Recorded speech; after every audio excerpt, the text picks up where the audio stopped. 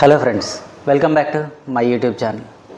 ఈరోజు వీడియోలో పాదగయ క్షేత్రం, అట్లాగే శ్రీపాద శ్రీవల్లభ స్వామి జన్మించిన స్థలం, వీటన్నిటితో పాటు ఈ మధ్య కొత్తగా ఒకటి యాడ్ అయింది.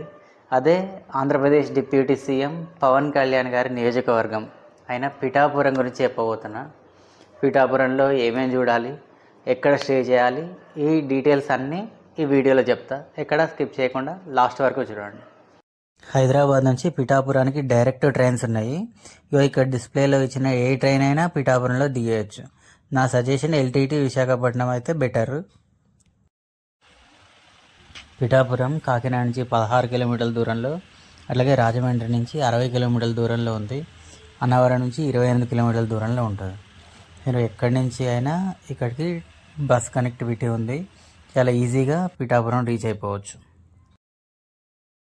ఇంకా పిఠాపురంలో కుక్కుటేశ్వర స్వామి టెంపుల్, పురోహితిక టెంపుల్, శ్రీపాదవల్లభ స్వామి టెంపుల్, మహాలక్ష్మి టెంపుల్, అట్లాగే కుంతి మాధవ స్వామి టెంపుల్, ఇవి మెయిన్గా చూడాల్సిన టెంపుల్స్. నేను ఫస్ట్ కుక్కుటేశ్వర స్వామి టెంపుల్కి వెళ్ళాను. పురోహితిక అమ్మవారి టెంపుల్, అట్లాగే కుక్కుటేశ్వర స్వామి టెంపుల్ ఒకటే కాంపౌండ్లో ఉంటాయి. టెంపుల్ టైమింగ్స్ మాత్రం యూనిక్గా ఉంటాయి. ఆఫ్టర్నూన్ 12:30 వరకే దర్శనం ఉంటుంది, 1 o'clock వరకు కాదు. టెంపుల్ లోపలికి రాగానే ఎందుకో ఈసారి లెఫ్ట్కి వెళ్ళాలనిపించి ఒక 2 అడుగులు అటు వేసా. ఒకరిద్దరు స్నానాలు చేస్తున్నారు, అంతవరకు బాగానే ఉంది. కానీ ఆ కోనేరులో సబ్బులు కవర్లు, షాంపూల కవర్లు, పక్కన శివలింగం ఉంది, నంది ఉంది. మన తెలుగు వాళ్ళకి ఇదేం చెప్పో అర్థం కాదు, వాటర్ని ఖరాబ్ చేసేస్తారు. అసలు టెంపుల్లో ఇట్లనేనా ఉండేది, కొంచెం కూడా ఆలోచించారంటే అసలు నాకు ఎంత ఎంబారసింగ్గా ఉందో చూడడానికి. సరే, ఇంకా నా ఎంబారసింగ్ ఏంది, ఎక్కడైనా ఏ టెంపుల్లో అయినా ఫేస్ చేసేదే. ఇక ముందుకెళ్దామని డిసైడ్ అయిపోయా. ఇక్కడ ఈ కోనేరు చుట్టూ ఏంటంటే శివలింగాలను పెట్టారు. ఆ శివలింగానికి ఒక 3 అడుగుల దూరంలో పక్కన నంది ఉంది.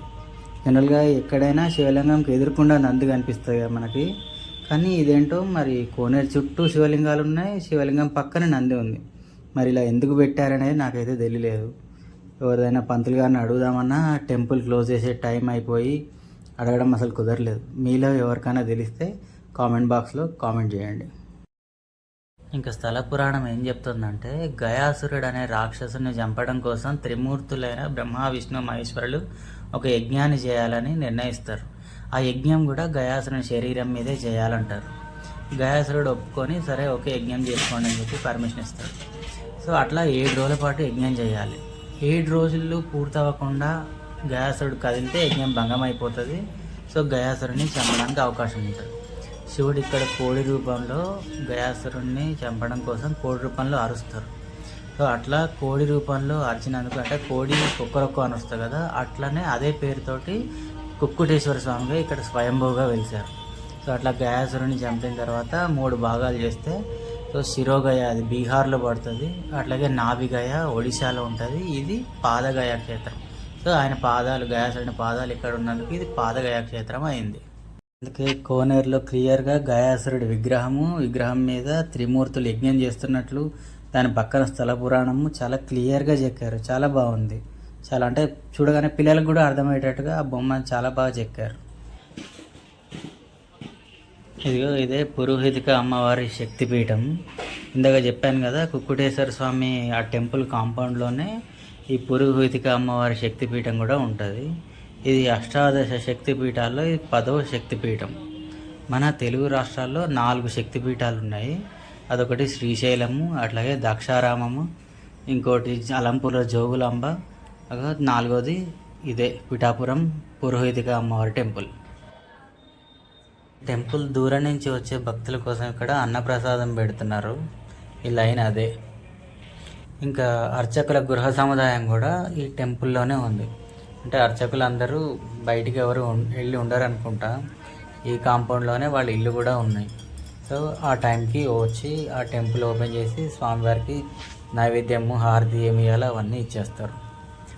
సో అట్లా ఇక్కడ లిస్ట్ కూడా ఉంది, టెంపుల్లో ఎంతమంది దేవతలు ఉన్నారో, ఎన్ని టెంపుల్స్ ఉన్నాయి అనేవి. ఇంకా ఈ టెంపుల్కి వచ్చేసి ఇక్కడ కాలభైరవ స్వామి టెంపుల్ కూడా ఉంది. ఇంకోటి నేను ఇక్కడ అబ్జర్వ్ చేసింది ఏంటంటే, ఇక్కడ మీరు కూడా చూడండి, ఇక్కడ ఒక శివలింగం ఉంది, ఇక్కడ పాలాభిషేకం చేసిరు అనుకుంటా.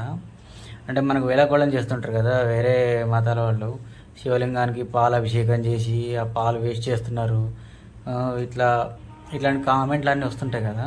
అట్లా ఏం లేదు, హ్యాపీగా మూగజీవాలు వాటి ఆకలి తీర్చుకుంటున్నాయి. అండ్ ఈ టెంపుల్లో పిండ ప్రదానాలు అవి బాగా చేస్తున్నట్టున్నారు. అంటే గాయల పిండ ప్రదానాలు అబ్దికాలు చేయాలంటారు కదా, అంత దూరం వెళ్ళలేని వాళ్ళు ఇక్కడ ఇదే టెంపుల్, ఇది కూడా పాదగయ క్షేత్రం కదా, సో ఈక్వల్స్ టు గయా, అందుకని ఇక్కడే చేసేస్తున్నారు. సో ఇది temple main entrance.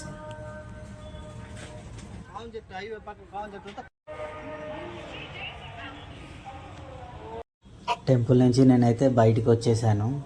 So temple close అయిపోయింది, అందరు వెళ్ళిపోతున్నారు. సో నేను ఈ వీడియో స్టార్టింగ్లో చెప్పిన మిగతా టెంపుల్స్ కవర్ చేయడానికి నా దగ్గర టైం లేదు. మీన్స్ ఆ టెంపుల్ కూడా క్లోజ్ అయిపోయి ఉంటుంది. దేవుడి దయ ఉంటే మళ్ళీ నెక్స్ట్ టైం ఎప్పుడైనా పిఠాపురం వస్తే ఆ టెంపుల్స్ అన్నీ కవర్ చేస్తా, మీకు కూడా చూపించే ప్రయత్నం చేస్తా. ఇప్పటికైతే ఈ టెంపుల్తోనే ఈ వీడియో అయిపోతుంది. సో వీడియో కనుక మీకు నచ్చితే టెంపుల్ని ఖచ్చితంగా విజిట్ చేయండి. సో మీరు ఎక్కడా నర్వస్ అవ్వరు.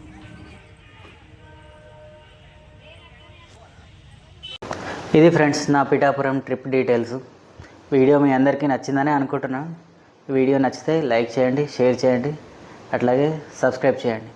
మీ ఒపీనియన్ ఏమన్నా ఉంటే, ఇంకా ఏమన్నా పిఠాపురంలో నేను మిస్ అయిపోయిన టెంపుల్స్ కానీ ఏమన్నా ఉంటే అది కామెంట్ బాక్స్లో కామెంట్ చేయండి. నెక్స్ట్ ట్రిప్లో దానికి కవర్ చేయడానికి ట్రై చేస్తాను.